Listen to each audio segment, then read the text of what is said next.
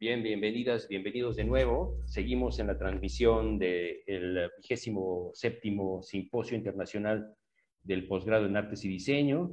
Qué bueno que nos están acompañando por acá. Estamos transmitiendo en vivo en la página de Facebook. Recuerden que pueden también hacer sus comentarios, sus preguntas, apuntarlas ahí mismo en el chat y nosotros las vertiremos a la mesa para los comentarios finales y también los comentarios de cada una de las ponencias. Y bueno, muy rápidamente digo que estamos en la primera mesa que se llama Políticas en la Producción de Imágenes. Bueno, ya le dejo al doctor Yuri Alberto Aguilar que nos comente quiénes van a estar ahora comentando sus trabajos. Él nos va a hacer el favor de moderar la mesa. Y nada, no quito más tiempo porque estamos un poquito sobre el tiempo. Entonces le doy la palabra a Yuri. Muchísimas gracias y continuamos. Muy bien, muchas gracias, César. Y bueno, reiterar el agradecimiento a Federico en su ponencia anterior que nos permite introducir esta mesa sobre políticas en la producción de imágenes.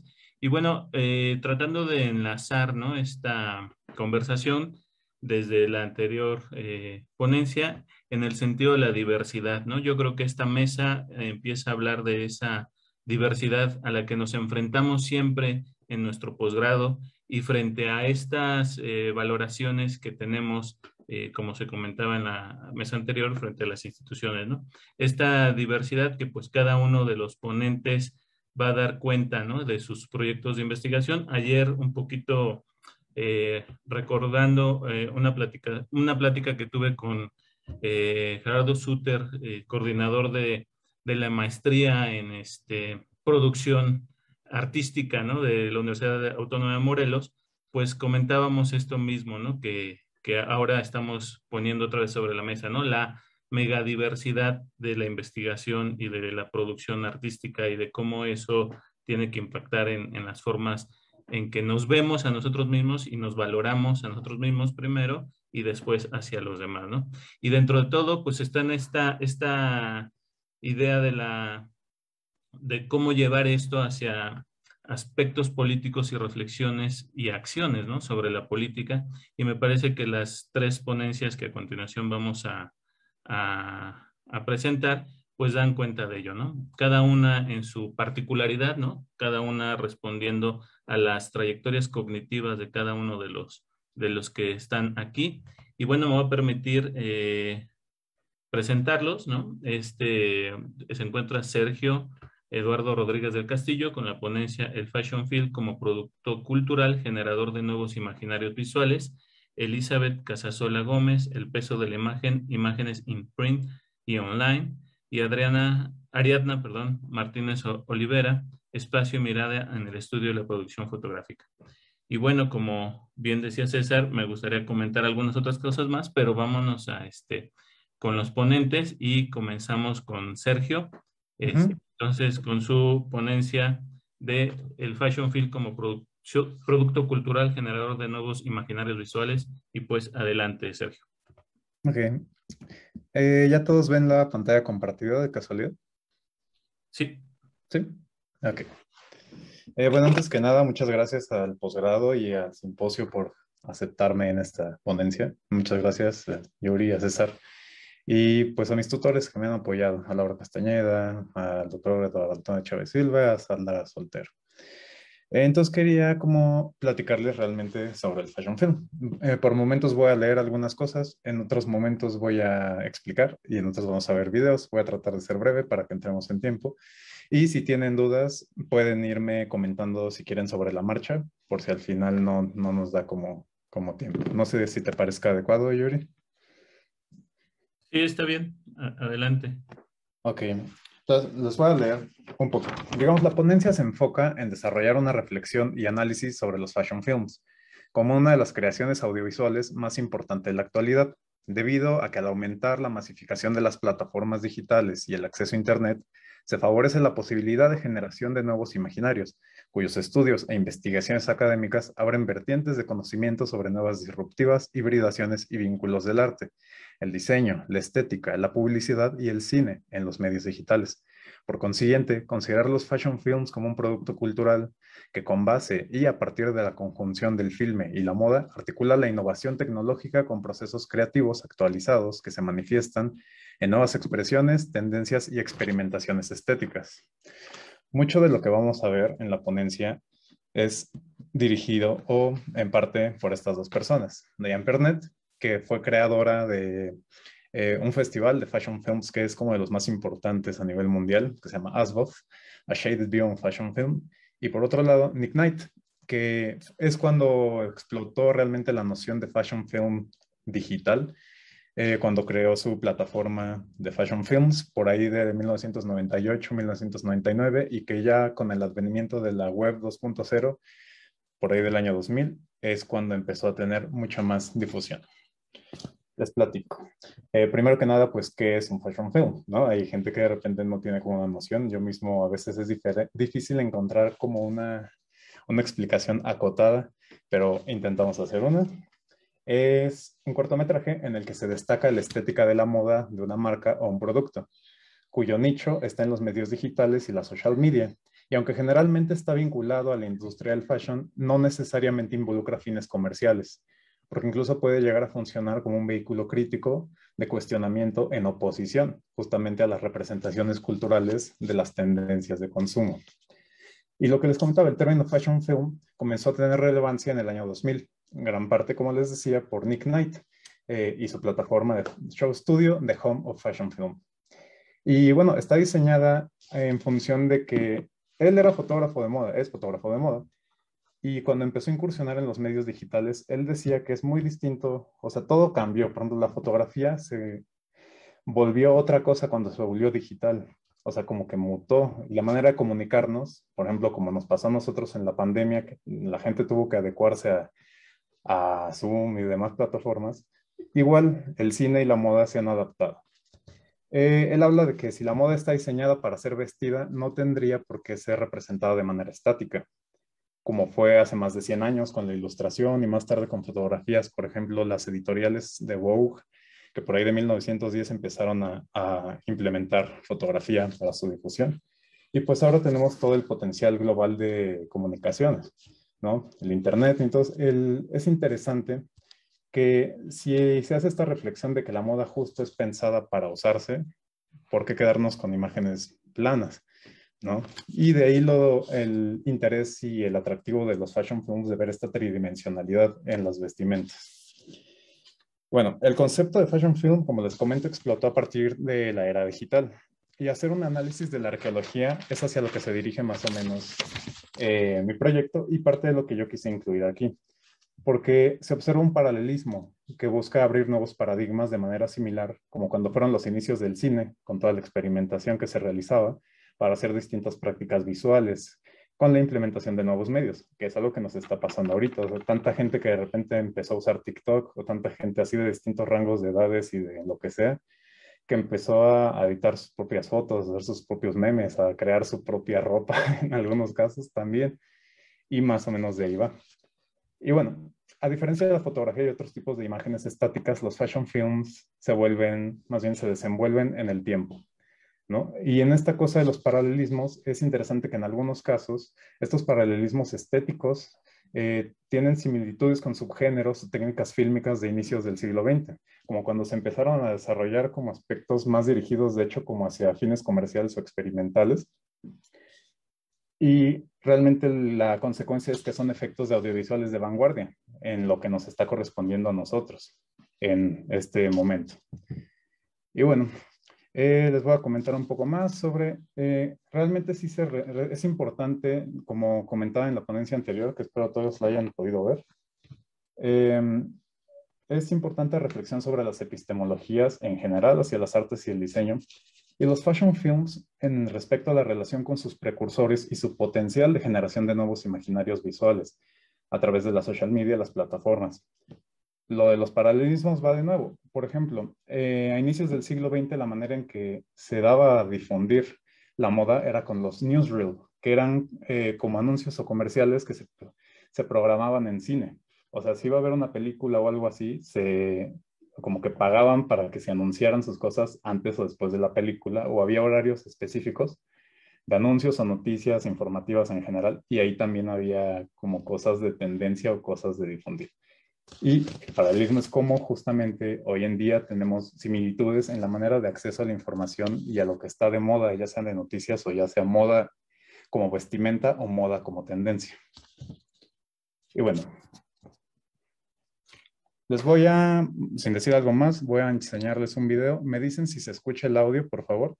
En general traje como que varios videitos, voy a tratar de irlos saltando como para no consumir tanto tiempo, pero que tengan una idea general más o menos. ¿Ok? ¿Ahí se escucha? ¿Sí se escuchó? Sí, se escucha. Ok, le voy a bajar tantito como para poder hablar y mientras lo vemos, ¿vale? Shaded view.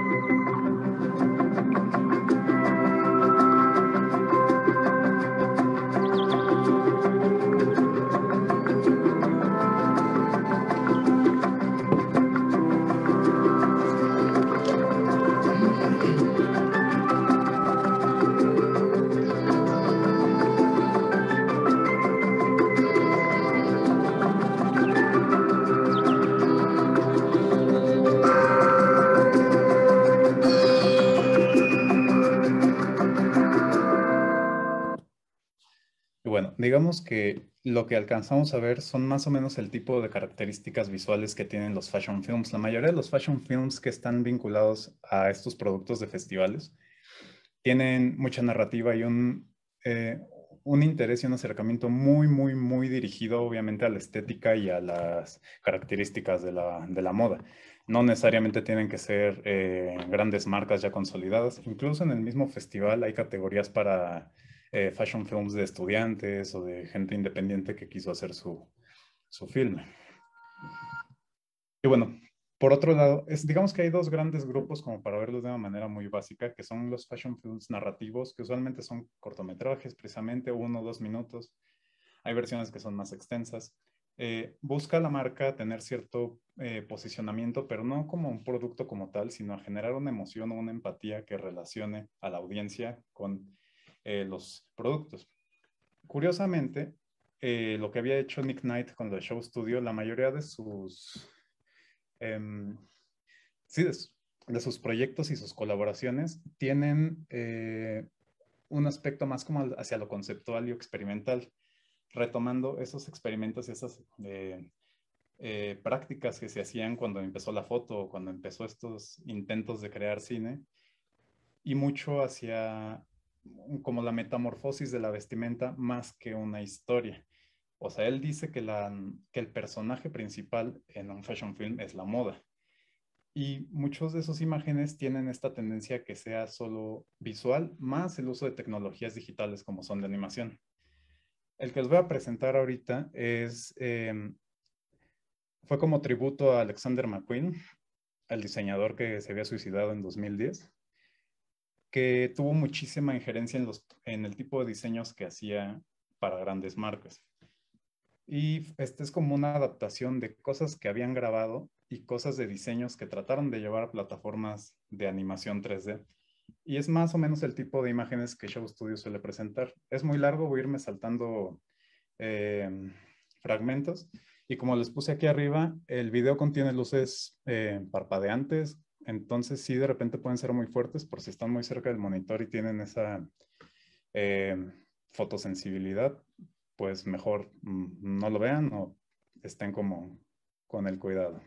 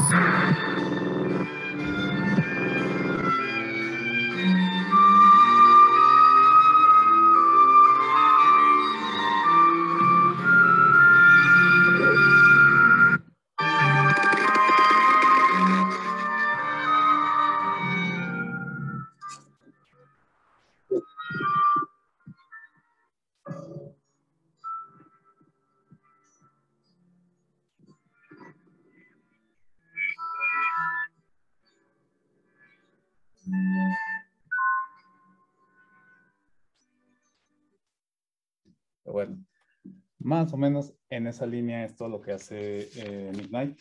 Y tiene muchas colaboraciones con gente que, por ejemplo, que estén estudiando diseño, que estén estudiando como cosas dirigidas a filme, a moda y demás. Tiene mucha apertura y de hecho hay muchos proyectos colaborativos de él. Y bueno, regresando a lo que les comentaba de esto de los paralelismos, de tener cierta noción de cómo ciertos desarrollos tecnológicos tienen cierta concordancia. Como esto de que hubo a inicios del siglo XX y a inicios del siglo XXI, hubo particularmente mucho desarrollo científico de tecnologías muy acelerado, en contraste con lo que es el resto del siglo.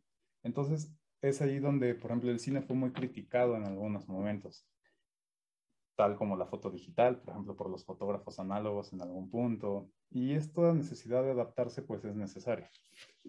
Bueno, en los precursores del fashion film, en lo que yo hablaba de moda combinada con movimiento, que al inicio pues eran estos fines científicos y comerciales, como los de James Muybridge, que hacía estos ejercicios de locomoción de animales, de locomoción de personas, y que en cierta forma hay muchos shootings de moda actuales que pareciera que son los stills de Muybridge, que es una manera de representar la moda. No necesariamente la moda va a estar expresada en un maniquí, sino, o sea, va dirigida a personas, nos tenemos que mover, y la moda representada en movimiento es una de las características que destacan este sincretismo de lo que fue el siglo XX, inicio del siglo XX, y lo que somos ahorita, siglo XXI. Y seguro han encontrado estos GIFs, que es una manera en la que esas viejas imágenes se actualizan a la tecnología contemporánea. Esta es muy famosa, por ejemplo, la danza serpentín.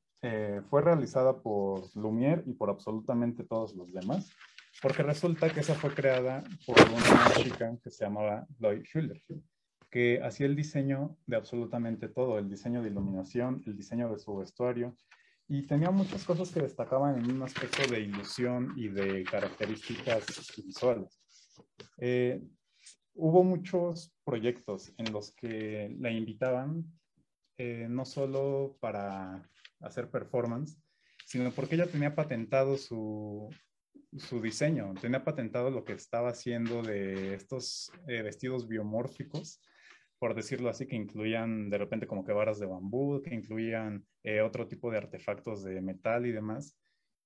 Y como todavía no estaba tan avanzada la tecnología de color, muchos de los cineastas, como los Lumière, pues editaban cuadro por cuadro con colores, como lo que en teoría vieron en vivo, y para una manera que fuera como que más realista la manera de percibir este tipo de piezas.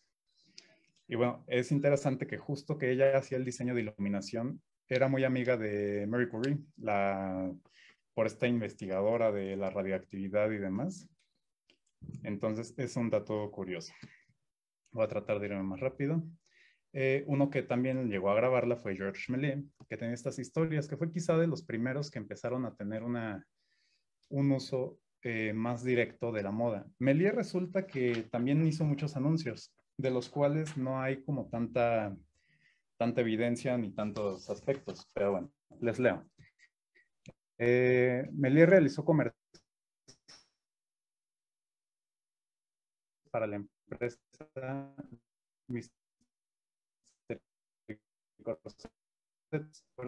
realizar proyecciones que están perdidas, de las cuales no se conservan registros.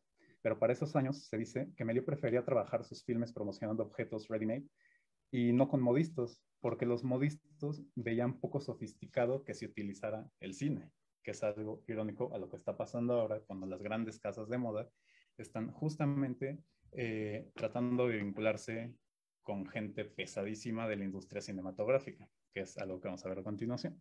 Esa es una de las filmes importantes en relación a moda en cuanto a la...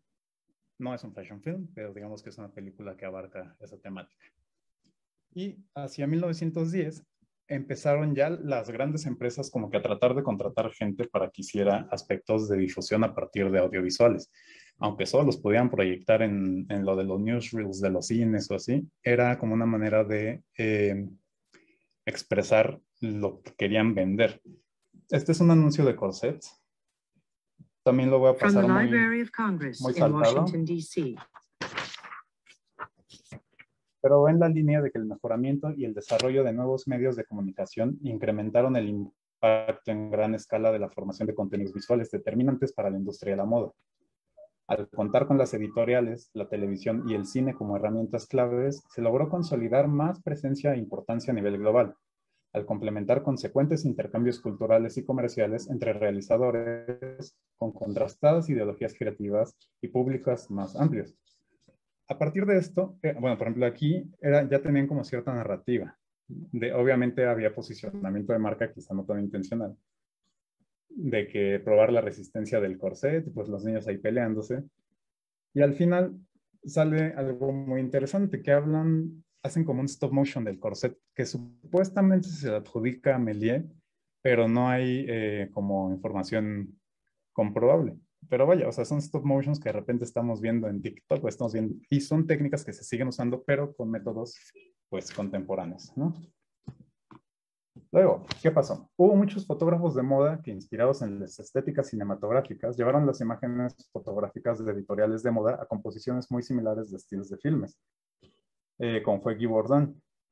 Pero, por ejemplo, a mediados de los 50, más o menos 50, 60, mediados del siglo XX, perdón, gente como Erwin Blumenfeld hacía experimentos fílmicos con cámara y con cierta simbología que muchos especialistas dicen como freudiana.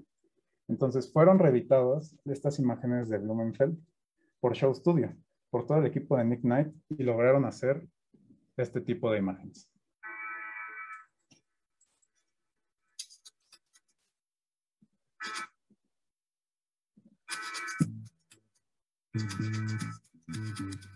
Y digamos que estos eran los archivos viejos de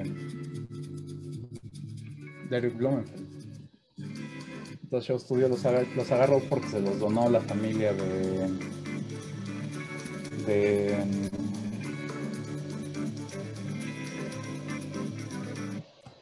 Ok, me dicen que vaya concluyendo. Nos lo saltamos. Bueno, hubo gente también importante como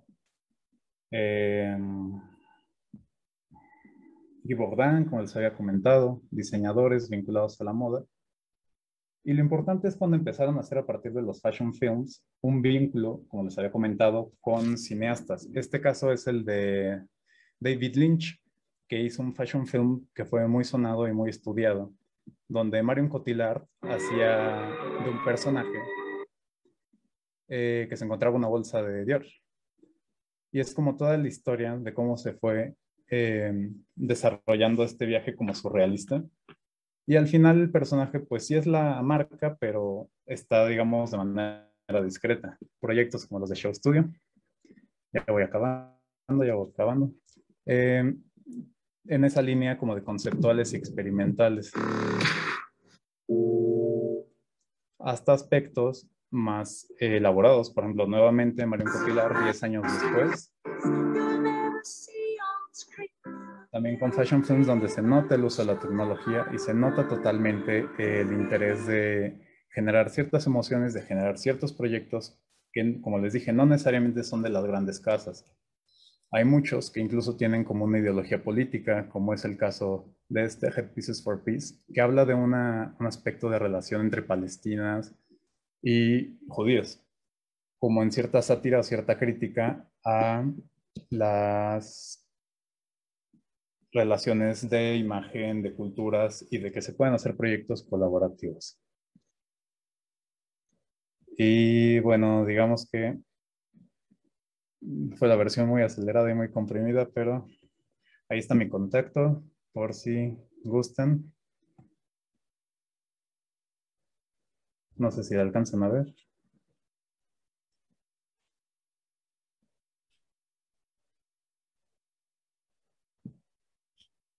Sí. ¿Yuri? Sí, perdón. Así. Ya. Bien, pues muchas gracias, Sergio. Sí. Pues no sé si alguien tiene alguna pregunta para Sergio, comentario de los que están aquí en el Zoom, o no sé si en el Facebook. Y no sé, César, Voy a ¿dónde checar. Ajá. No. No, no hay preguntas en Facebook. Bien, pues bueno, pues muy interesante, Sergio, toda esta línea, ¿no? de trabajo y visto desde la perspectiva del cine, ¿no? Y la moda, cómo se van uniendo. Yo te quería preguntar, ¿no? En este sentido, o sea, si vas como desplegando de dónde vienen estas concreciones que hoy le podemos llamar fashion film, ¿no? Sin embargo, un poco pensar, ¿no? En las cosas que se están haciendo acá o de qué manera tú te aproximas a esto, ¿no? O sea, desde qué entorno de trabajo, no sé si tú también haces este tipo de videos o te interesa, o sea, cuáles son los intereses que te llevan a estos y en la escena en México, ¿cómo está esta situación? Sí, es interesante. Muchas gracias, Yuri, por preguntar. Yo empecé haciendo fotografía de naturaleza y animales, que era lo que más me gustaba. Luego me empecé a juntar con un amigo, Carlos Martínez Rosaslanda, que me dio como esa otra visión de lo de moda. De hecho, como que conflictuábamos mucho y me abrió un panorama que yo tenía pues realmente muy cerrado. Empezamos a hacer proyectos como de fotografía de moda, fotografía editorial y eventualmente, o sea, como que yo empecé a ver lo de los fashion films y me empezó a gustar mucho. Llegué a ir a un par de festivales que se hicieron en la Ciudad de México, no concursando, pero era como una presentación de, no sé, Fashion Film Berlín o Fashion Film África. Y me gustó mucho la manera en la que realmente, o sea, sí puede que estén muchos promocionados por una marca, pero hay varios que tienen un aspecto social y cultural gigantesco detrás, como de que pues resulta que en tal zona ya solo queda un señor de 110 años que es el único que sabe hacer tal telar, por ejemplo. Entonces hacen un fashion film al respecto y le dan más difusión a esa comunidad y más gente empieza a intentar rescatar ese tipo de textiles, por ejemplo. O cosas como de identidad de género o de libertad de expresión, de pues vístete como quieras. O sea, a lo mejor te gusta un diseño de estos que vimos de Alexander McQueen que cuesta millones y millones y millones, pero va a haber algo parecido y va a haber algo parecido y algo parecido en el fast fashion que a lo mejor tú combinas con algo que tú mismo te armes y puedes tener pues realmente algo que te haga sentir cómodo a partir de la prenda y de la indumentaria. Y más que nada, más o menos hacia allá se iba como mi interés de que sí tiene muchísima estética, muchísima producción detrás. Cualquiera que pueda poner en YouTube, no sé, que busquen un fashion film, el detrás de cámaras es una brutalidad del tipo de rigor y de técnica, de referencias de arte, de referencias de diseño y de aspectos de producción para lograr un minuto de una producción. Entonces es interesante, a mí me resulta como que muy atractivo en este aspecto de que, por un lado, sí tiene mucho peso cultural, sí tiene mucho peso como producto contemporáneo y que está teniendo un impacto fuerte. O sea, por eso llaman a que salga en el fashion film, no sé, que lo dirija el que ganó el Oscar, con la que diseñó el vestuario de que ganó también el Oscar, con tales actrices, con tales actores, con tales modelos, y es un trabajo muy integral. Entonces me gusta mucho, o sea, cuando empecé a adentrarme en eso, perdón, el potencial que tiene. En contexto mexicano, he tratado de buscar, por ejemplo, fuentes académicas, no he encontrado tanto. En cuanto a producción, más o menos hay algunas cosas, pero la idea sería eso, o sea, como que yo formar parte justo de ese tipo de movimientos que tratemos de que si se puede hacer en Londres, si se puede hacer en París, se puede hacer aquí, ¿por qué no? O sea, y buscar eso, o sea, proyectos colaborativos, proyectos donde podamos estar más eh, igual a la punta de lanza de aspectos de diseño y de creación de fashion films. Muy bien. Bien, pues aquí pregunta un poco en este mismo sentido Casasola. Dice, y si te has acercado a productores cineastas mexicanos, por ejemplo, las agencias que hacen en Palacio de Hierro, ¿no? Porque también me parece interesante esto, ¿no? No nada más está la presencia en en línea, ¿no? Con Claro. festivales, sino también la presencia de estos pequeños cortos ahora mismo en el escaparatismo, ¿no? De los malls, ¿no? Ahora también hay mucho de esto. No sé si Sí, has escuchado justo. eso. Justo lo del Palacio de Hierro es muy interesante. Esto de que cada año, no sé si ya lo hagan cada 6 meses, saquen lo del libro amarillo, que es como el aspecto de colecciones y de toda la producción que se puede hacer al Palacio de Hierro. Sí, sí he visto algún par de los proyectos audiovisuales, pero creo que a veces, o sea, como que rayan más hacia que sí sea como un anuncio y no tanto el aspecto de que sea un fashion film, que de todas formas, muchos son cuestión de subjetividad, muchos son cuestión de uno cómo los analice, por decirlo así. Y sé que es muy reduccionista decirlo así, pero es la manera. Hay videos, un fashion film que ni te enteraste qué marca era y de repente al final sale el perfumito y dices, ah, estos la patrocinaron. Pero el posicionamiento de la marca fue a través de las emociones, no tanto de vean todas las vistas de este traje al mismo tiempo. Entonces, más que nada como por ahí, aunque, como te digo, en varias cosas que he revisado de eh, textos académicos, por ejemplo, de estudiosos que llevan 20 años estudiando los fashion films desde que empezaron, sí hay muchos que dicen, pues no podemos dar una definición como tal, porque abarca muchos rubros y está relacionado a distintos aspectos económicos, sociales, culturales, y en cada región tienen, o sea, un fashion film que ganó ASBO puede ser, resulta que es el anuncio de una marca alta, ¿no? O puede ser que no, que sea más bien un producto independiente que tuvo esa visualización y tuvo un impacto en su comunidad. Entonces, está muy amplio el espectro. Muy bien, pues muchas gracias, Sergio. Pues aquí hay algunos otros comentarios, pero pues tenemos que seguir avanzando. Ahí están en el chat también, a ver si al final podemos platicar sobre ellos, pero bueno, siguen dándote unas recomendaciones, ¿no? De espacios de indagación. Muy Sí, bien, justo los voy a procurar para, pues sí, para integrarme a proyectos, que es algo que de repente no me ha resultado tan fácil, ok. Pues pero bueno, creo que podemos hacerlo. está muy bien. Pues continuamos con Elizabeth Casasola, con la ponencia El peso de la imagen, imágenes en print y online. Adelante, Elizabeth. Hola, muchas gracias, doctor Alberto.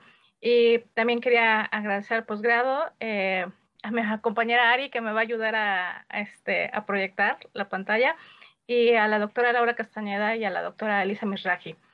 Y bueno, pues creo que ya la pueden ver la pantalla. Ya. Sí, bueno, pues empiezo. Me voy a permitir leer, perdón. Hay un quiebre en la producción y reproducción y distribución de las imágenes desde la cámara digital. El acceso a otros, a la producción por los costos, así como los nuevos equipos fotográficos, los celulares equipados con cámaras y luego los móviles inteligentes, así como los blogs y las apps para compartir imágenes nos desbordaron. André Gunther marca un momento específico en la historia para esto. Abu Ghraib. Las primeras imágenes digitales que ocupan un lugar privilegiado en la serie de fotografías más célebres de nuestra época, que realizan soldados con sus móviles en una prisión iraquí a prisioneros torturados y presentadas al público en el programa 60 Minutos de CBS y en The New Yorker en abril y mayo del 2004. Así como las imágenes falsas publicadas por Daily Mirror, donde británicos supuestamente torturan a otros prisioneros. Ambos grupos de imágenes son un momento básico de la lectura de la imagen digital. Su rapidez y el carácter de verdad, así como el peso que tienen frente a la historia, a pesar de su pobre calidad, toda la carencia de la técnica frente a las presentadas por Daily Mirror, que evidentemente tenían un montaje realizado por profesionales. Sí, ambas fueron impresas, pero su primera circulación fue digital. Su manufactura deficitaria y su posterior publicación en los portales de la CBS, así como la renuncia del jefe de redacción del Daily Mirror, Piers Morgan, dan al mundo un nuevo estadio de la imagen digital.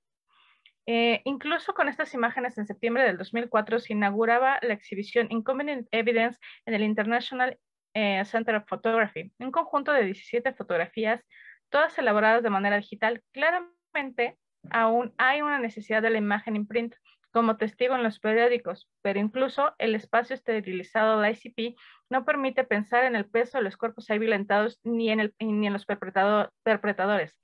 Tampoco se hace responsable de volver a violentar al exhibir esos cuerpos que no desean ser expuestos de esa manera, ya que eso no solo es naturalmente denigrante, Elizabeth, te interrumpo rápidamente nada más para, si puedes leer un poquito más despacio, por favor. Sí, sino que muchos de estos castigos tenían que ver con sus creencias y convicciones. al derecho de tener una imagen oculta, de un cuerpo oculto. Solo está sobreexponiendo el cuerpo y nada sobre lo que sucede en la imagen, sino con la imagen en los medios, su exhibición, distribución e inicio de un parálisis de emociones ante imágenes que están por venir. Vendrán las imágenes hechas con celulares de quienes viajaban en el metro durante los atentados de Londres durante 2005, un primer aislamiento en México en el 2009 por la influenza H1N1, a ser el primer país en reportar casos y el boom de Facebook para entonces que hacían sumar 350 millones de usuarios a nivel mundial, y hasta la primavera árabe de 2011, que provocará un ejercicio de estas aplicaciones en gran escala y con mayor repercusión. Las redes sociales siempre han participado de revueltas y revoluciones, solo que estas ahora tienen otras características técnicas y como un lazo débil, cito a Rodrigo Cami, las protestas aumentaron su caudal, excediendo el soporte material de tipo digital. El discurso espectacular de las grandes cadenas occidentales que tendió a fetichizar a las redes sociales, no solo considerándose como algo enteramente nuevo en la historia planetaria, sino además de situarse como un motor de proceso de intifada, gracias a la intervención de las tecnologías occidentales. Pero no fueron las redes con las que se comunicaba el mundo que hicieron eco en otros países.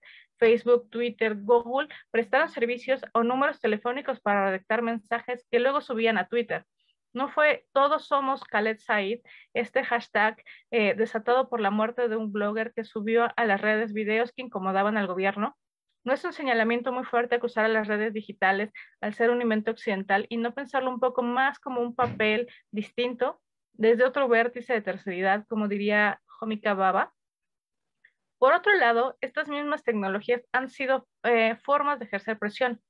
No solo la desconexión, sino también cómo se decide como parte de Google Maps eliminar a Palestina, para luego asegurar que nunca estuvo realmente, ya que etiquetas como Franja de Gaza habían desaparecido, desatando también el movimiento el movimiento en Twitter Palestina is here.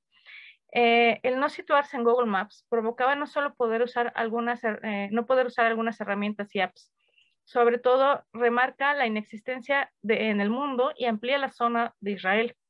Sobre estas mismas líneas, Palestine from Above es uno de los más recientes proyectos expositivos donde se puede constelar desde la fotografía, cartografía, equipos de teledetección, vigilancia, remarcando el uso del online y lo imprint, así como las tecnologías que ya he mencionado, y añade el uso de archivos de distintas colecciones.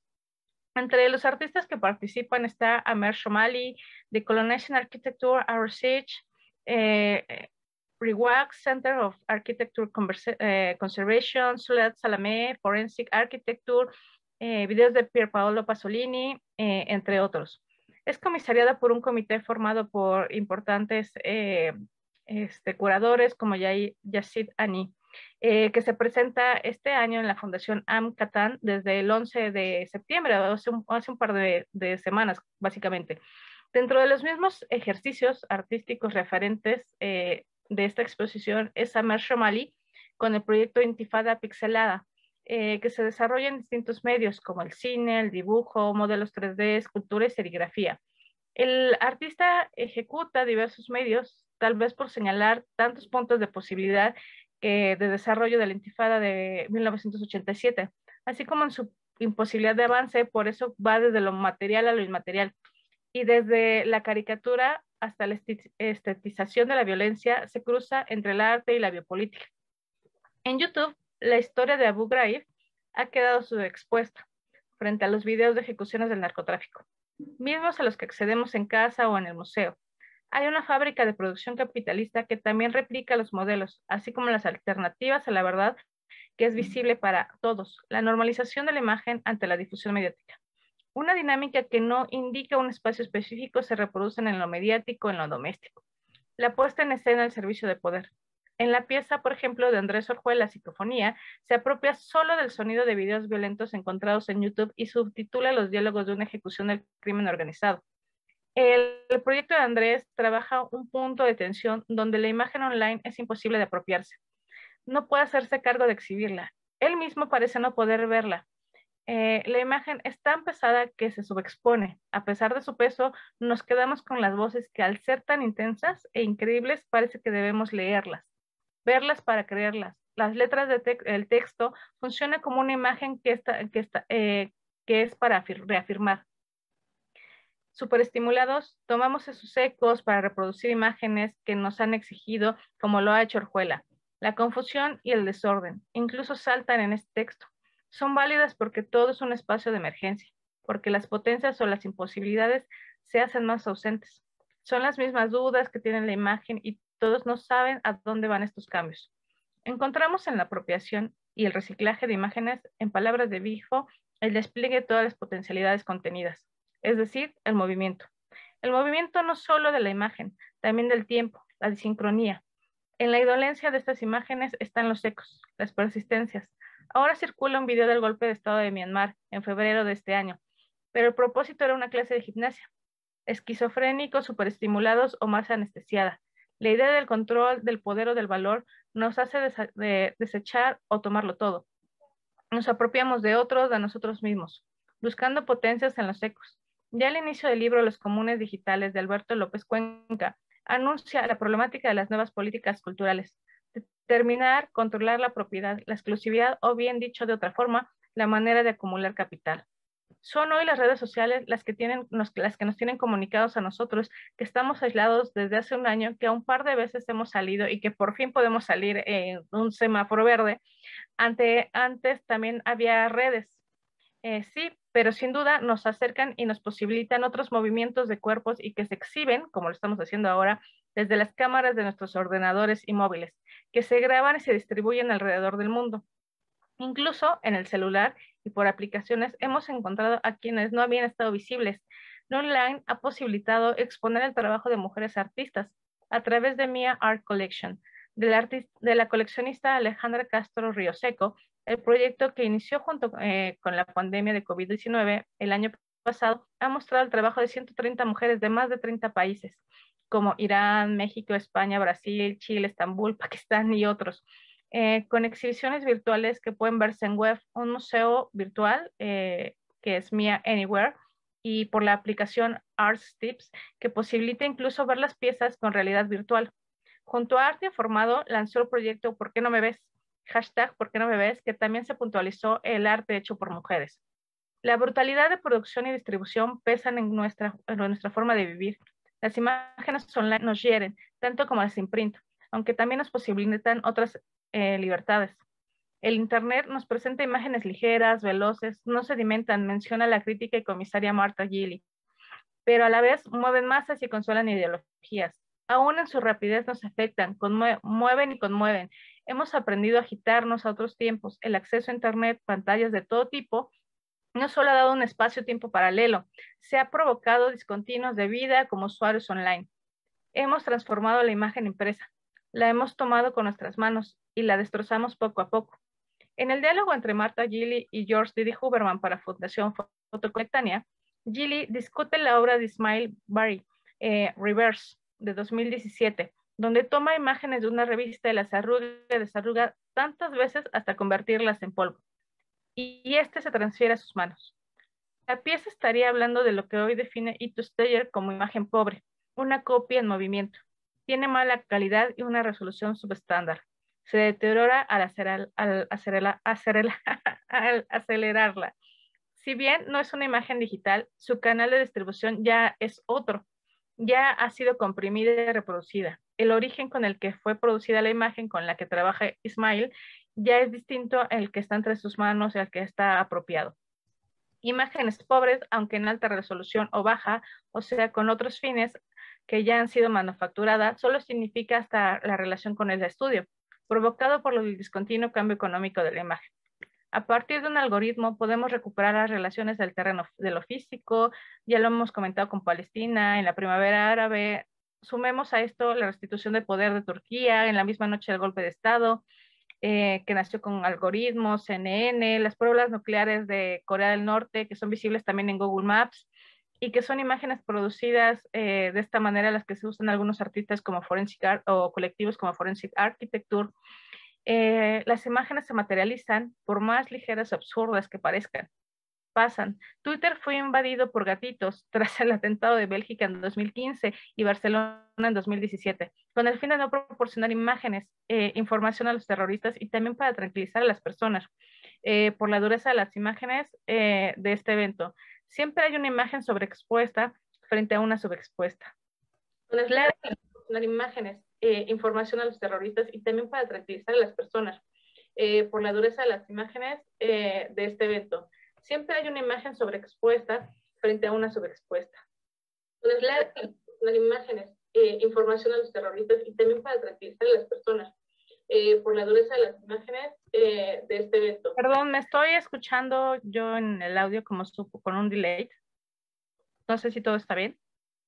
Yo creo que tiene que ver con un micrófono abierto por ahí. Sí. Se está repitiendo, pero creo que ya está bien. Ya está bien. Sí. Gracias. Claro que las imágenes pobres sedimentan, guardan un registro y en su ligereza e inestabilidad son capaces de sobrevivir a pesar de la cantidad de imágenes, de cualquier tipo que se cruzan con estas. También somos imágenes pobres, vernáculas, archivadas, borradas, nos buscamos a nosotros mismos en imágenes y otras formas, movernos y conmovernos a partir de la necesidad fundamental de perturbarnos de otras maneras, a veces por la ligereza de la imagen y por la desaparición del otro cuerpo. Empezamos a hurgar en la basura, reciclamos imágenes, nos apropiamos de ellas, cortamos y pegamos agitando aún más la temporalidad, generando metarealidades o la verdad histórica, diría Murillo Karam. Y sin embargo, solo balbuceamos. Intentamos imágenes, intentamos usar el lenguaje de nuestros cercanos, quienes nos interesan y a quienes formamos parte o sentimos filiación. Repetimos y repetimos lo visto, incluso sin meditarlo. Nos hemos acoplado al lenguaje de los otros aún sin entenderlo por sentirnos parte, por atraer el mundo de los otros, por acercarnos a quien ha desaparecido, para ser parte de otros mundos o traerlos al nuestro. Finalmente promovemos ficciones. Con usos cercanos a 7 horas diarias por usuarios a nivel mundial, la cantidad de usuarios durante el primer año de la pandemia subió un 7.3% respecto al anterior. Hay tantas cosas ocurriendo frente a nuestros ojos que el tiempo es más veloz que antes. Parece que no podríamos concentrarnos para aprender de imágenes que aparecen. Es un error creer que una vez aparecida la cosa permanece. Una mariposa no aparece sino que para desaparecer al instante. También aquí tendría que tener en cuenta lo que sigue, es decir, el modo con lo que ya no va a permanecer, resiste y persiste, la fragilidad de la oscuridad en la que vuelve a sumergirse. La mariposa, ¿acaso sería mejor dejarla pasar y pasar algo serio? La fragilidad. Hace un año ante el confinamiento, la de la pandemia del 2000 de COVID, y con mi regreso a Madrid, aquí les voy a contar un poco de una producción que estoy haciendo. Empecé a hablar de la incertidumbre, que es similar a y todo esto. Me quedé pensando en que solo mirábamos la pequeña ventana por este espacio en el que yo estaba, que es justo este que es en el que estamos aquí. Me quedé confinada durante los primeros 15 días de la pandemia. Yo regresaba de España y pensaba en el caminante sobre el mar de nubes del pintor romántico Caspar Friedrich, que en 1819 se enfrentaba como al devenir de la modernidad y ahora mi devenir solamente era la pantalla digital. Lo que yo empecé a hacer fue un proceso de narrar y hacer referencias a los paisajes de muchos artistas. Dependí como siempre de la imagen de otros para poder ver. Esta es una manera de atenuar la ansiedad con la tragedia y la pérdida del deseo. Lo que yo hacía era de estas imágenes que yo había ido coleccionando durante estos días de la pandemia y durante un máster que estaba haciendo yo en Madrid, era recuperar pequeños trozos de imagen y crecerlos de una manera en la que yo pudiera ver un cielo más abierto, un panorama más abierto, pero solo eran píxeles, ¿no? Solo eran pequeños trozos de imágenes lo que yo veía, pero que me parecían mejor que solamente ver el cuadrito de mi ventana, ¿no? Este proyecto de referencia es que se pensaba como una colección de residuos de lo que yo alcanzaba a ver o sentir en la imagen, con sus errores, deficiencias digitales, empezó en marzo del año pasado y que fue en septiembre del mismo año que me invitaron a participar en una exposición que se llamaba Tiempos Fugaz, Tiempos a Precario, donde estas imágenes que yo las pensaba como imágenes fijas, pasaron a volverse un video. que este ya es un movimiento que no es ni lo imprint ni lo online, porque sí detona como otro momento totalmente distinto, porque esta proyección no hay un soporte específico, no ocurre en papel y no ocurre en una pantalla. Ocurría en una pared de un espacio que se llamaba Marte en Barcelona, y aparte el lugar era como, pues no había una ubicación específica, solo podía ir poca gente y mediante una cita, porque también ellos también estaban como en este estado de sitio todavía, y era muy poca gente la que se podía desplazar al lugar, que terminó haciendo su proyección al final por Instagram. Eh, bueno, todo esto se convirtió, estas imágenes pasaron a ser un loop que duró 19 minutos, que hacía referencia a un día, ¿no? Tú podías ver un día ocurriendo en la pantalla, bueno, no en la pantalla, en la proyección, con estas pequeñitas pedazos de imágenes podíamos ver el transcurso de un día que era mejor que el de la ventana, ¿no? Y bueno, hemos encontrado entonces otras maneras de compartir dentro y fuera de la legalidad, incluso en esta forma en la que la gente tenía que escapar para ir a este lugar en Barcelona, con el fin de suscitar historias sobreexpuestas. La evidente acumulación de imágenes en la red o incluso impresas ha cansado y hemos creído que no solo es un ruido o basura. El peso del mundo online e imprint ha cambiado. En un mundo que tiende a lo incorpóreo, lo físico está cobrando cada vez más valor, afirma el curador Sema da Costa. Frente a una explosión de lo digital a lo vernacular, el objeto se reivindica. En contraste, Joaquín Barrientos, hace pocos días que ha dicho esto también, fundamenta que todas las imágenes, incluso las virtuales, necesitan de la materia para poder contener. Las pantallas, las baterías, el cobre, todo pesa, tiene densidad, recursos que tuvieron que escarbarse desde las profundidades de la Tierra. Y ya, aquí voy terminando. Espero que hayan más o menos podido ver la presentación. Sí, muy bien. Muchas gracias, Elizabeth. Gracias. Pues muy interesante esto, porque esto abre la visión hacia esto que también en la anterior charla se hablaba, ¿no? Sobre el gradiente, yo lo pienso más que en el gradiente, en la variabilidad, ¿no? Que hay entre dos cosas y todo lo que sucede en medio, ¿no? Y entonces en estos procesos de apropiación, cómo se va construyendo algo que para nosotros es muy importante, que es lo simbólico, ¿no? Y cómo cada quien le va sumando, ¿no? A lo mejor a una imagen, a lo mejor a un hilo, ¿no? Le va sumando. Pero bueno, no sé si alguien tenga alguna pregunta, algún comentario. O en el Facebook, César, no sé si hay alguien. No hay ahora en el Facebook, pero ahora se me ocurrió una pregunta y no quiero dejar de comentarla, porque mencionabas, Elizabeth, a Bifo, y entonces pensé sobre la marcha y sobre lo que comentabas y sobre las piezas que mostrabas, sobre el concepto de futurabilidad que tiene que ver con el tema de cómo plantear horizontes nuevos frente, digamos, a la vorágine de digitalización controlada en la que estamos sumidos ahora, ¿no? Y pensaba también en el tema de lo postdigital, porque cuando tú hablas de imágenes online, hablas de algún modo, estás tocando, digamos, un poco ese concepto. Es decir, lo postdigital no sería lo posterior a lo digital o la finalización de lo digital, sino sería como cómo estamos ya cada vez más acostumbrados a esa lógica y cómo ha dejado de ser, digamos, una novedad para hacer pues nuestro medio, un medio más. Entonces, ¿cómo ves esta posibilidad, este horizonte de posibilidad que menciona Bifo frente a este tipo de piezas que estás planteando? Es decir, ¿las consideras como parte de algún modo de un movimiento acostumbrado ya, o que nos estamos acostumbrando a vivir en esa lógica y que no tenemos salida pues de esa lógica?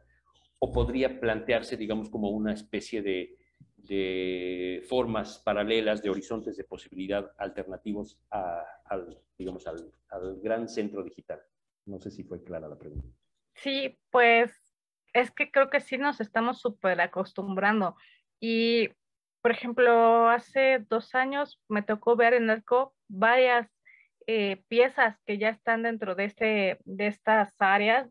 Por lo menos en México no he visto como tanta producción de esta manera, por ahí una que otra en el MOAC, este chico se me olvidó el nombre, pero no trabaja como en imagen, era más contexto.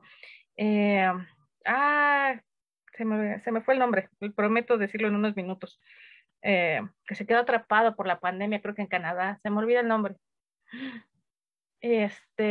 Bueno, solamente esta persona en México he visto que tiene como estas imágenes, tuvo una exposición individual en el MOAC hace como 3 años o 4, y ahorita yo sí estoy viendo como muchas exhibiciones que trabajan ya también como estas pantallas, literalmente como cajas de luz, ¿no?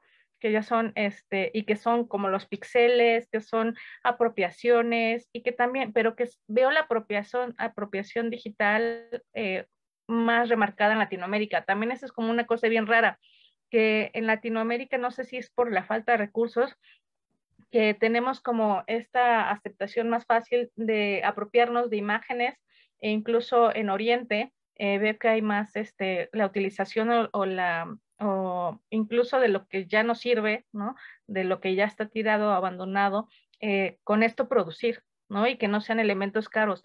Pero en Europa veo que ya están haciendo como estas mega pantallas. Ahorita justo uno de los curadores que mencioné al final, Sema da Costa, acaba de inaugurar una exposición de Cecilia Deval en Zaragoza, que me mandó la información y que ya no la alcancé a agregar porque ya había entregado el texto, pero que me parece súper fabulosa, que de hecho ya tiene las pantallas digitales, ¿no? Ya tiene las pantallas, ya no es, ya también trabaja con video, trabaja con la imagen, creo que es más esto post-digital de lo que estás diciendo, y que también es muy distinto a lo que vemos acá, pero al final siguen produciendo la imagen, no es un retomar de la imagen, que es a mí lo que más me interesa, sobre todo como esta parte del reciclar, ¿no? Como el apropiarnos de la imagen y presentarlo con nuevos factores, es lo que como con nuevas ideas o como nuevas propuestas, e incluso como en nuevos soportes. A mí lo que me encanta hacer con estas mini imágenes, estas mini capturas de pantalla, es llevarlas a tamaños enormes. Es que si las imprimo, miden 2 metros, en un papel de algodón que sea muy fino, en el que tú puedas ver los cuadros, ¿no? Porque si lo llevo a pantalla, casi no se nota. Las pantallas tienen tanta definición que aún así hacen que se vea bonito, ¿no? Cuando yo lo llego a poner como en Instagram o estas cosas, no se nota, o sea, se nota pulcro. Lo pongo en la pantalla de la computadora y todavía se ve bien. Y y por ejemplo, en el lugar donde se exhibió, la pared era estaba como tan carcomida que no se sabía si era la pantalla o era la imagen, ¿no? Esto también me llamaba mucho la atención, esta cosa que no es ni lo digital ni lo impreso, pero que ahora estos curadores sí se ocupan de que sea un soporte meramente digital, ¿no? Y hay como un montón de variantes que están haciendo y que me interesan mucho. También como esta parte de lo vernacular que está tomando lo digital, incluso como estos movimientos que hubo durante este año que se hicieron como todos estos festivales en línea, pero que sin embargo al final que el ojo no alcanza a ver estas deficiencias en la imagen de la computadora, también son como otro punto a tratar que me parece que tenemos que destacar, porque a pesar, por ejemplo, se vieron unas imágenes de una exhibición que tuve con este museo, pero no se ven las carencias y no lo sé si se ven con estos lentes, no lo sé. No tengo los lentes, no me han dicho que hayan visto estas carencias, porque a pesar de que son imágenes las que yo mando que son PNGs, y así los mando para que sean de baja calidad, no sé si por lo menos así no se ven, no se ve que tengan esa mínima resolución, así que también hay otra vez carencia dentro de la carencia, ¿no? A pesar de lo buenísimo que puede ser y que se vea súper bonito, no está llegando la información que yo necesitaría, ¿no? Ahí hay como muchísimos juegos que están trabajándose, pero sobre todo me gusta que ya se estén como mostrando en más lugares.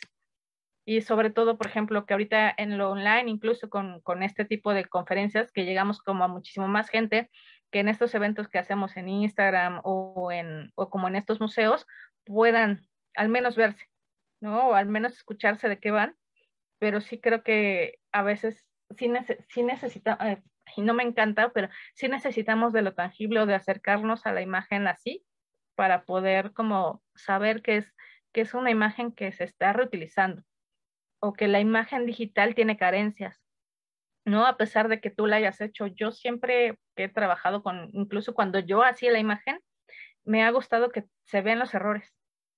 Y que incluso me lo señalaban en la maestría, así como de, es tu imagen tiene error, y yo así como de, es que igual yo así veo, ¿no? Y eso es mi forma de trabajo. No es mi carencia que tengo en los ojos, es mi error que tengo, y es de esos errores de los que estoy también tratando de que hablar, ¿no? Que ya lo decía ahí, la forma en la que nosotros repetimos o vamos balbuceando las imágenes era mi forma como de balbucear la representación de lo que yo estaba viendo, ¿no? Con estas mismas carencias, pero no sé si contesté la pregunta, pero creo que yo también me quedo con más dudas.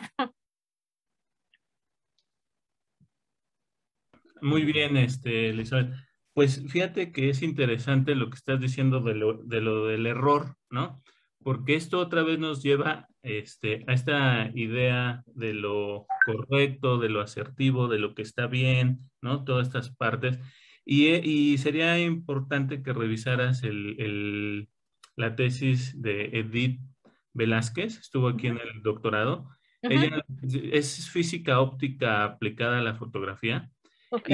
Y ella lo que está haciendo es construyendo imágenes a partir de lo que toda la física óptica no valora, ¿no? Dentro de sus experimentaciones ópticas, ¿no? Entonces, por ejemplo, me recuerdo una idea que me parecía súper interesante, que fue la aberración, ¿no? O sea, hay una parte aberrante de las imágenes, ¿no?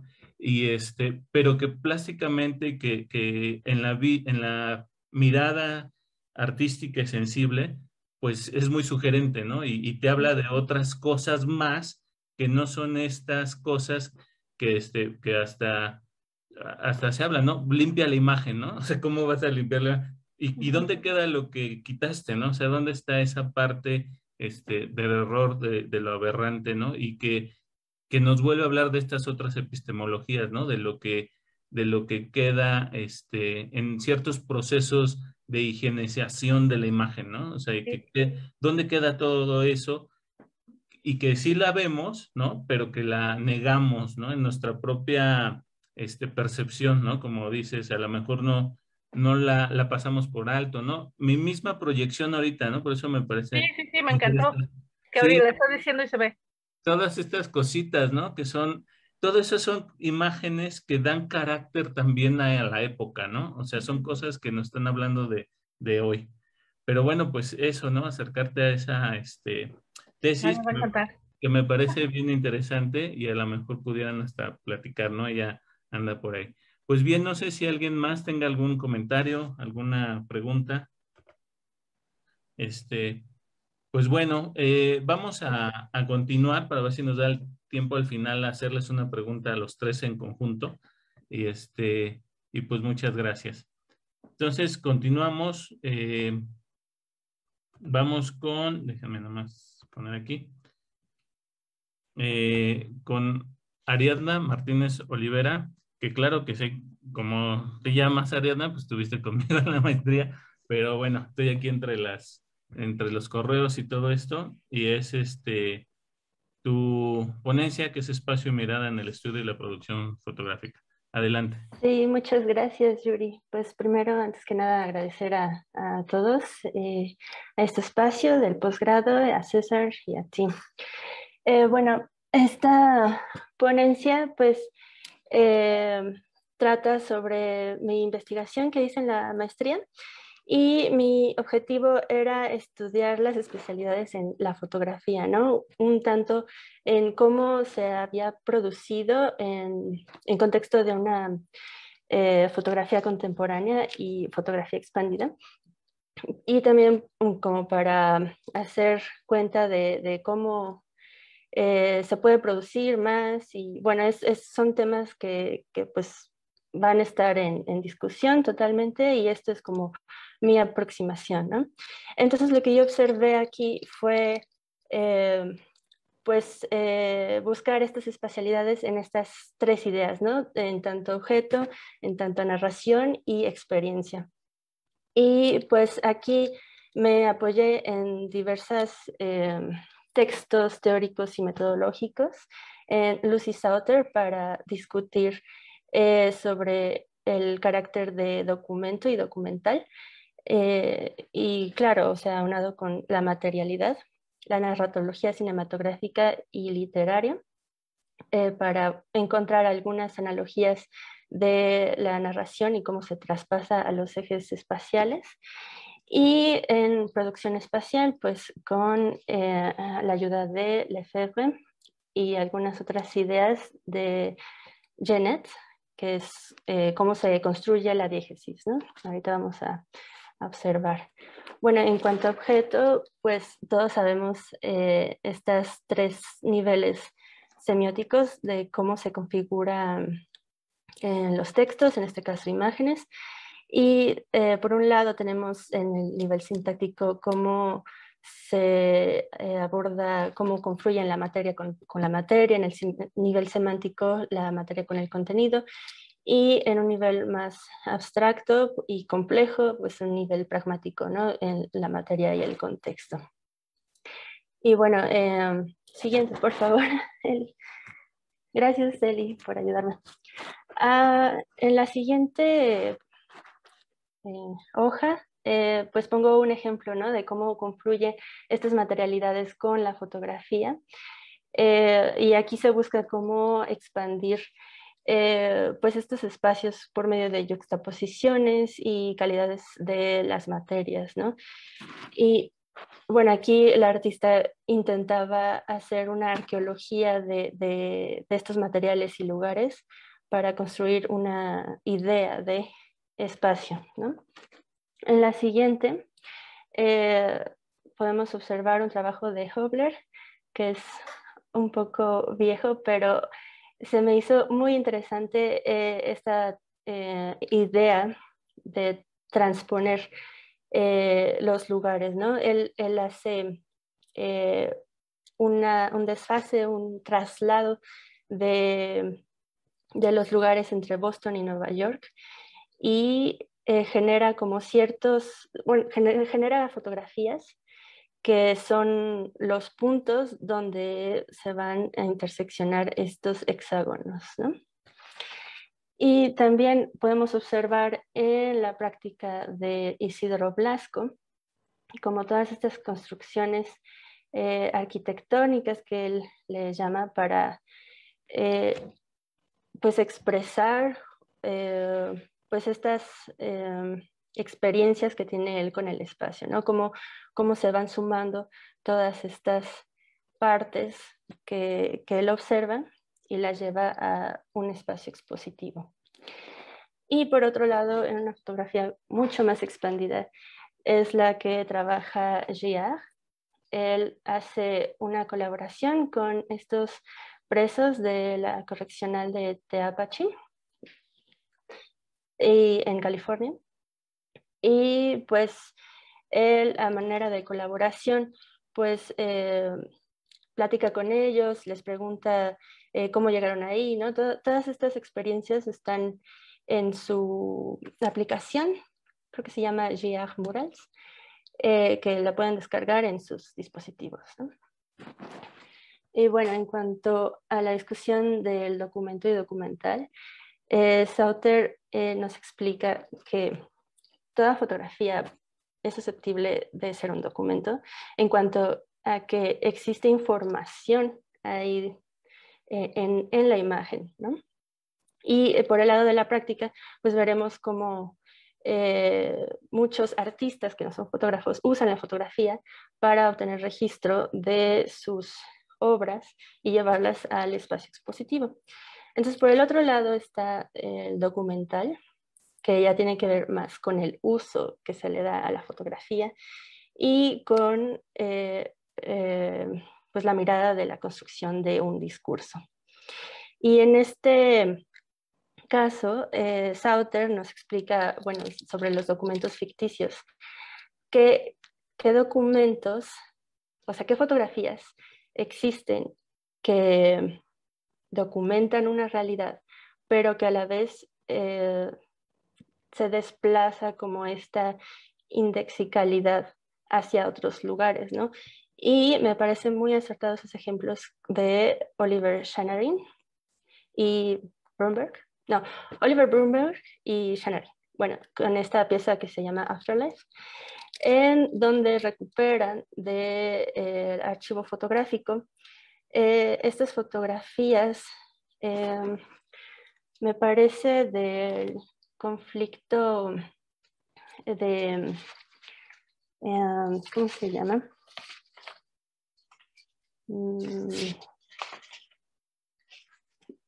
De la revolución iraní, sí.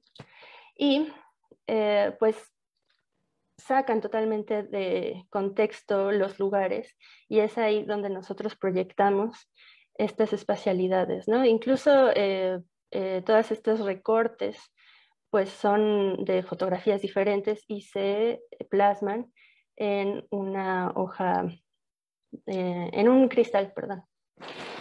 Y bueno, en otro proyecto, The Day Nobody Died, ellos abordan este tipo de fotografía de manera muy especial porque no existe una referencialidad al conflicto de Afganistán, pero habla sobre ello, sino lo referencian en solo los títulos, pero la imagen está construida cuando ellos van a ciertos lugares con una bobina de papel fotográfico, creo que de Fujifilm, y pues ven una oportunidad como de presenciar un acto, expanden la fotografía, se imprime la luz del sol y la vuelven a guardar.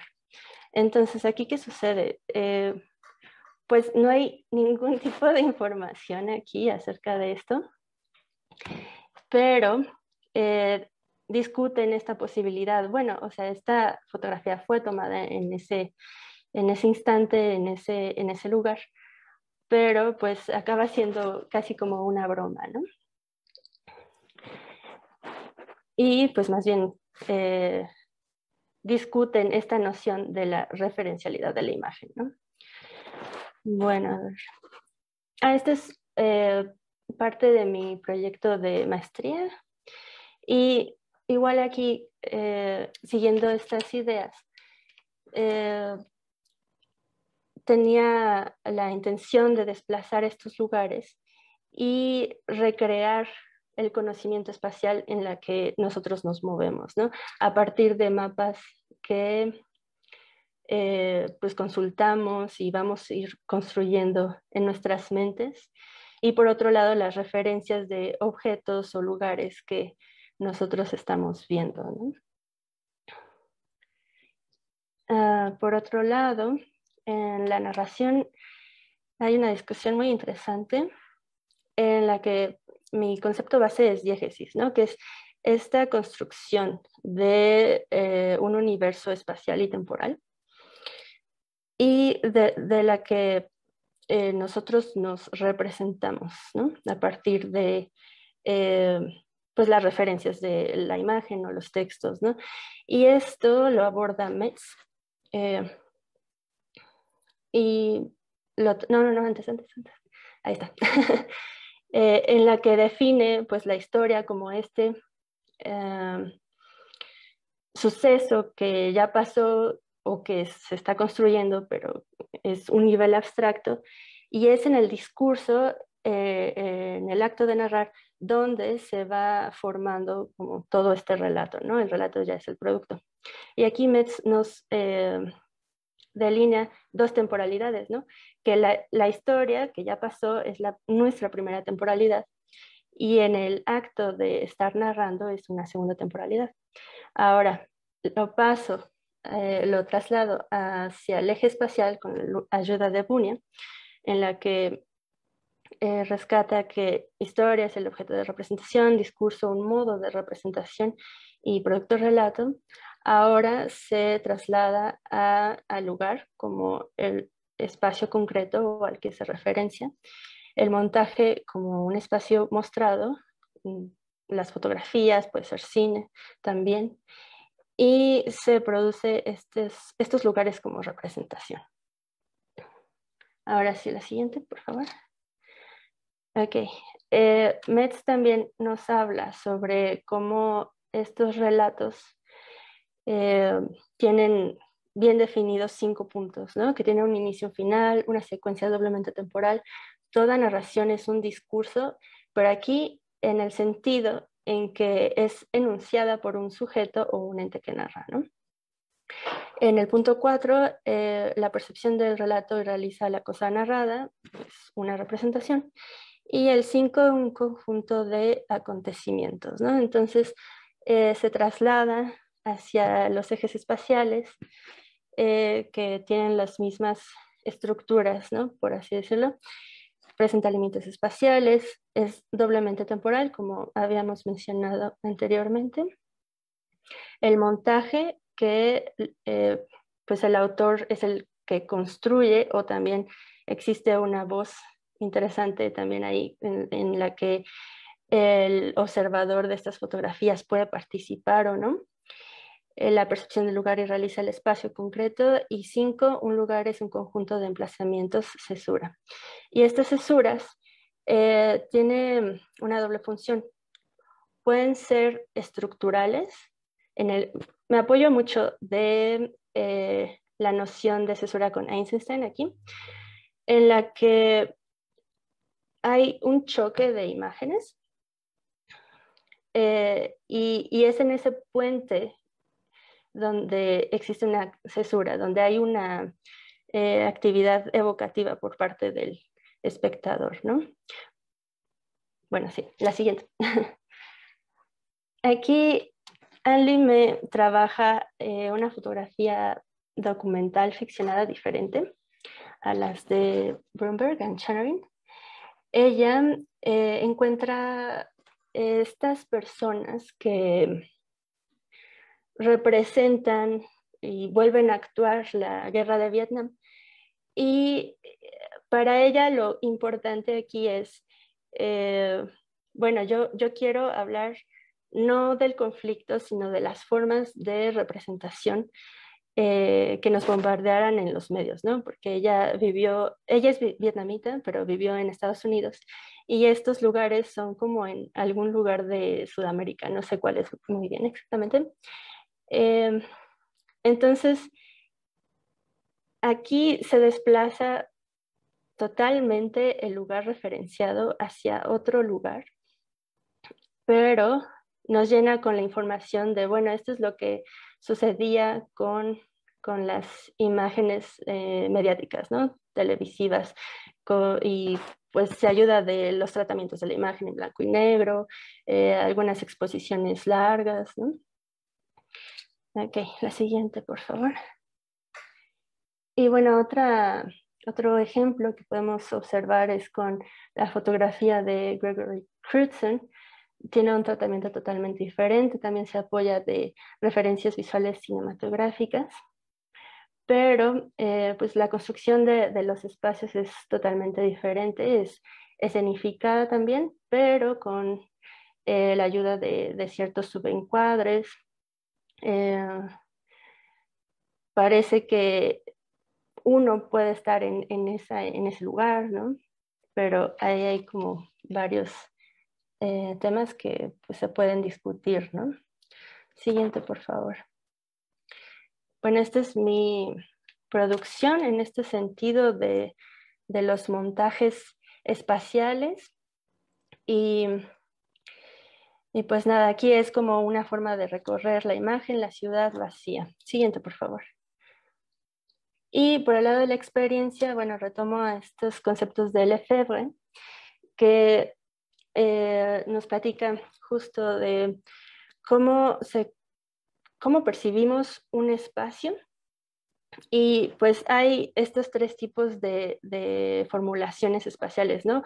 Uno que tiene que ver con el espacio percibido, que son estas prácticas espaciales a nivel de competencia cotidiana, ¿no?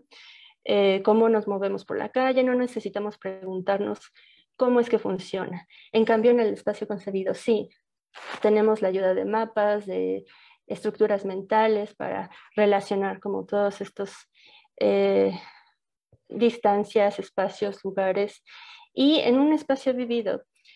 Yo lo pongo como un espacio a manera de laboratorio en el que se rompen como estas nociones de qué es lo que tenemos que saber y más bien dominar el espacio a partir de nuestras prácticas que no son las cotidianas, sino pueden ser sí artísticas, culturales o de otro tipo. Y en la siguiente podemos ver muy bien estas prácticas con un fenómeno que describe Nicolas Bourdieu, de estos artistas que son performativos, pero utilizan la fotografía justo para captar como estos movimientos, ¿no? La siguiente, y de la misma forma, Alora y Calzadilla nos muestran estos espacios de conflicto en playas de Costa Rica y con estas acciones performáticas con sandalias, ¿no? Dibujos, opiniones en contra de la invasión territorial por parte de Estados Unidos. La siguiente. Bueno, esta es otra parte en relación con la mirada de la fotografía. En la homodiégesis, Janet nos habla de una distancia y en la que no participan ninguna otra voz más que la principal. La heterodiégesis, cuando hay diferentes voces ahí participando. Extradiégesis e intradiégesis se puede explicar con el cuento de las 1001 noches, en la que Sherazade narra como toda esta parte externa y en un nivel inferior, bueno, no inferior, pero en otro nivel como más concreto, hay voces que pues son diálogos, ¿no? Pueden ser subjetivas. Y en la fotografía me parece que podríamos hacer una analogía similar, ¿no? Una homodiégesis podría ser una fotografía escenificada, como muy controlada, o también una fotografía bajo el discurso de una agenda, ¿no? Pero a mí me interesó trabajar con la heterodiégesis, que es ya una polifonía de miradas, bajarlo como a cómo se relaciona con el espacio, ¿no? En una intención más directa. Siguiente, por favor. Pues podemos verlo con Martha Cooper, en la que las miradas de los participantes son directamente hacia nosotros, ¿no? Incluso podríamos decir que el observador no es Martha Cooper, sino nosotros. La siguiente.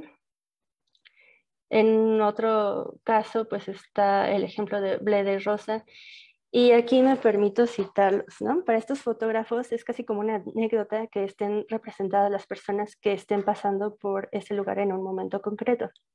Siempre decimos que no aparece nadie en nuestras fotografías, pero en realidad estamos todos, ¿no?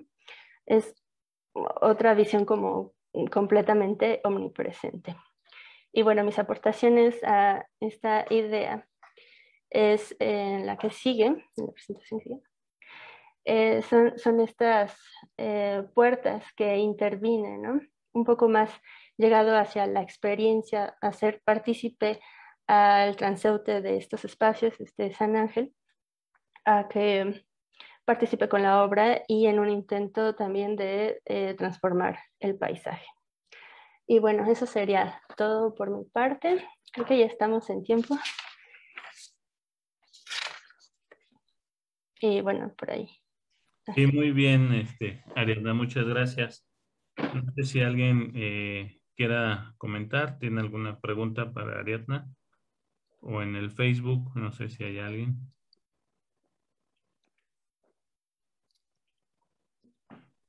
Bueno, yo, en lo que se animan, me gustaría preguntarte, Ariadna, de esta cuestión de la polifonía, ¿no? De repente cuando pones en esta parte final a la polifonía de las miradas,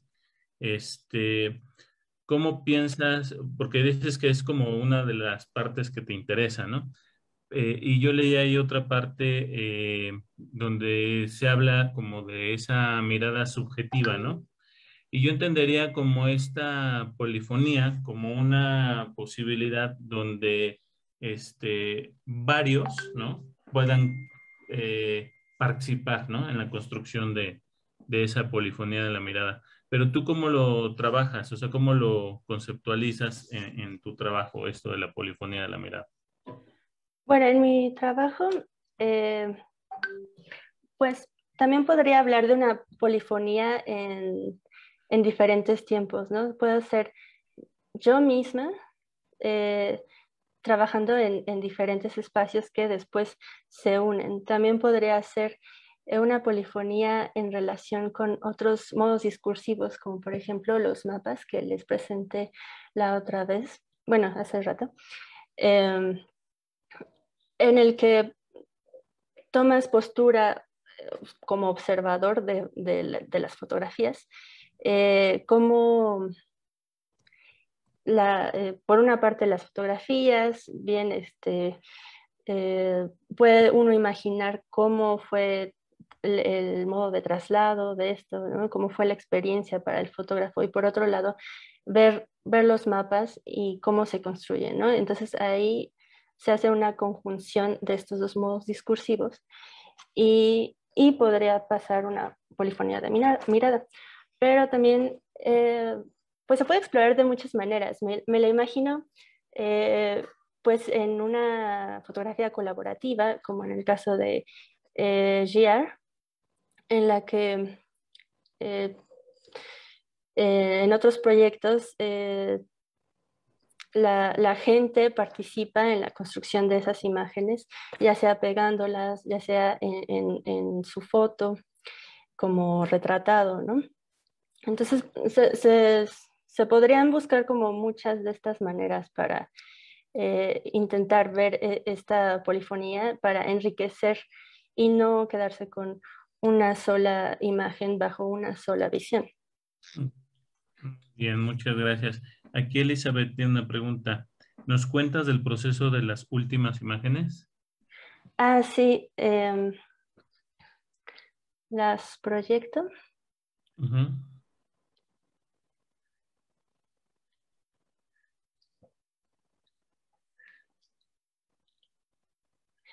Sí, estas, pues fue todo un año de tomar fotografías de puertas en la colonia de Tizapán y San Ángel, y pues quería hacer como algunos desplazamientos. Estas son las últimas fotos que hice, porque pienso que son las mejores. Y pues fui pegando en recorridos y en este formato grande para aparentar que son puertas hacia otros lugares. Y pues todo un año estuve registrando todo el movimiento que pasaba alrededor de ellas, como en un mismo ángulo. Y pues surgieron estas formas, ¿no? También de cómo se apropia la gente el espacio público, qué constantes hay, como por ejemplo el camión de las mudanzas, ¿no? Cómo llegan otros, ¿no? La feria. Y pues es hablar sobre un proceso de la imagen, ¿no? La imagen en un, pues, cómo se experimenta, ¿no? En este espacio urbano. Ok, aquí hay otra pregunta. Igual, ¿la gente les intervenía a las puertas o tú? O sea, ¿cómo se daba bueno, yo veo un poquito como que se va deshaciendo, ¿no? La imagen. Sí, pues yo nada más las pegué y en algún momento observé que sí arrancaban algunos pedazos, pero la mayor parte del deterioro fue por las condiciones ambientales, por el sol, ya se ve que se está deslavando y pues la lluvia también ayudó un poco a este proceso. Muy bien. Aquí hay otra de Sol, dice, felicidades por tu ponencia. Me parece que en la idexicalidad se logra que la imagen emane directamente de la realidad. ¿Crees que pues, se podría considerar un rastro de lo real? Pues es ahí donde entra la discusión de Sauter, ¿no? Que sí tiene un grado de indexalización, pero pues ahí depende mucho de cómo se use esa información.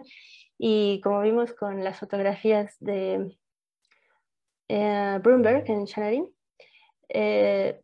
pues hay información que pues no nos sirve para un propósito determinado, pero pues ya será en el armado del discurso cómo se va a observar esta imagen, ¿no? Y no tiene que ser un escrito en sí, sino la forma de presentar, la configuración de la imagen, cómo se expande hacia otros lugares, ¿no? Ahí podría caber un discurso fotográfico. Muy bien, pues muchas gracias. Bien, pues bueno, ya estamos a 10 minutos de concluir con la charla de hoy y me gustaría sí hacerle una pregunta a las dos y a Sergio, ¿no? En relación a este tema del simposio, ¿no? Que se refiere a la parte epistemológica, que es algo que pues no vemos con mucha cotidianidad, ¿no? Dentro de los proyectos, ese tipo de reflexión, pero me gustaría preguntarles, en relación a esto, ¿qué tipo de aproximación piensan o de qué manera ustedes identifican una posible construcción de conocimiento dentro de sus proyectos? O sea, de dónde viene el conocimiento. Veo que hay muchas referencias, ¿no? Artistas, a, este, a, a otras obras, ¿no? A otros autores, a otras personas, y también está su propia experiencia. Pero ustedes, ¿cómo ven esta aproximación a lo epistemológico, a lo que podremos decir, al conocimiento que se va construyendo dentro de sus procesos creativos?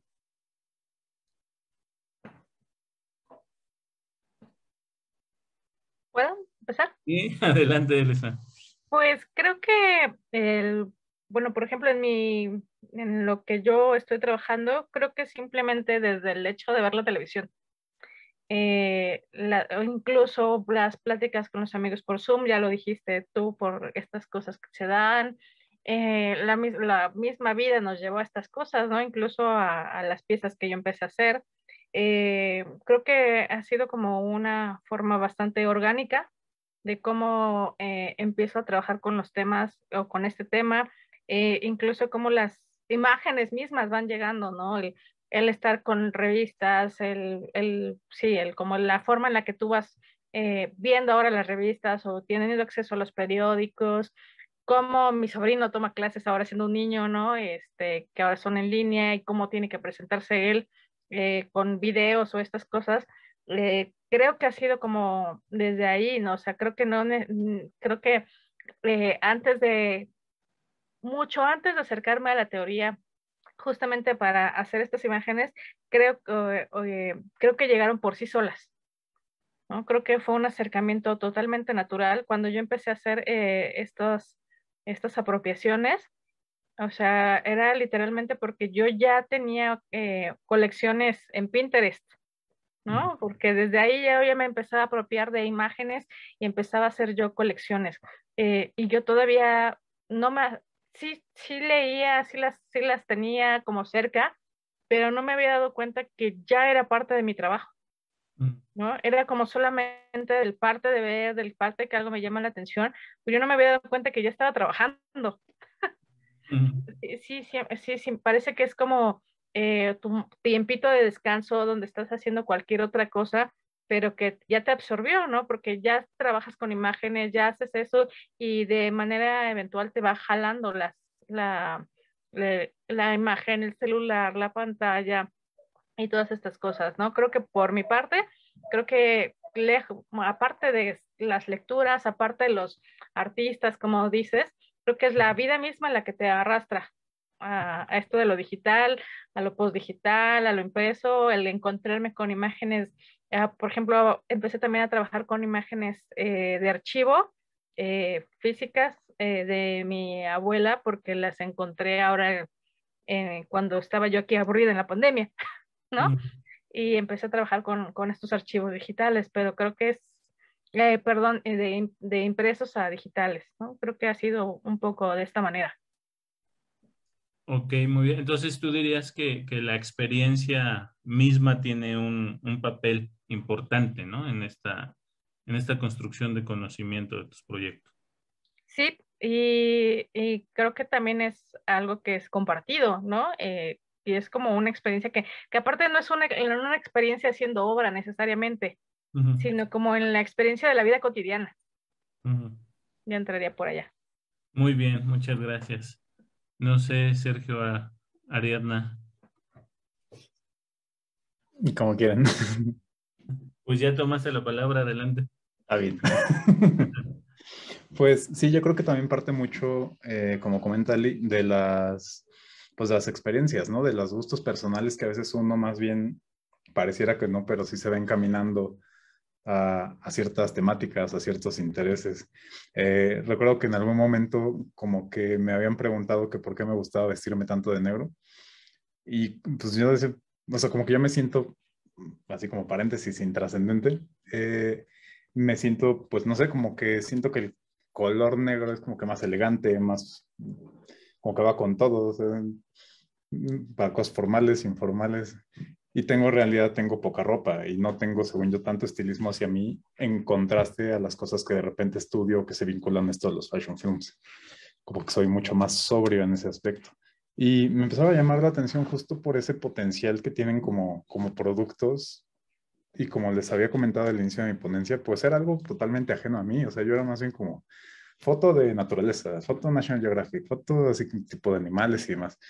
Y que fuera algo tan opuesto fue también en parte lo que mi amigo me había como empezado a enseñar sobre moda, que tener como un acercamiento de no verlo nada más como pues fotos ahí de gente guapa y ya. No, no, no, o sea, hay un aspecto absolutamente opuesto a, por ejemplo, la moda en ciertas zonas, no sé, en ciertas zonas árabes donde las mujeres no pueden ni siquiera enseñar los ojos. Y es como que no es que lo hayan escogido, o sea, es como cierta imposición cultural de esos grupos en función quizá de religión, etcétera, ¿no? O en otros lados donde, o sea, que está mal decirlo, pero que sí la gente puede ir como quiera y no los juzgan, no los atacan, no los agreden, que realmente son como que zonas muy específicas, ¿no? A lo mejor, no sé, la zona rica en California o en Nueva York, donde hay de todo absoluto, pero también hay zonas muy de gueto y zonas muy eh, populares. Sí, aquí mismo, ¿no? En tipo zona Condesa, sí hay gente, la gente puede ir como quiera, con quien quiera, tener las relaciones de lo que sean como quieran, pero si caminan una cuadra, ya los están jodiendo, ya los están agrediendo. Y entonces esta noción de la vestimenta como un statement de lo que tú eres o de lo que tú quieres reflejar o de lo que te sientes para ti. Y esto proyectado a lo de los fashion films como una plataforma en la que te puedes como nutrir de más imaginarios visuales hacia cosas que digan, mira, no sabía que eso existía, pues voy para allá, ¿no? Más que nada, igual, o sea, retomando esto que es él y como hacia las experiencias, hacia que a veces no te das cuenta y ya estás más dirigido a varias cosas. Mucho yo sí lo contrasté, no encontré tantas fuentes académicas como en español.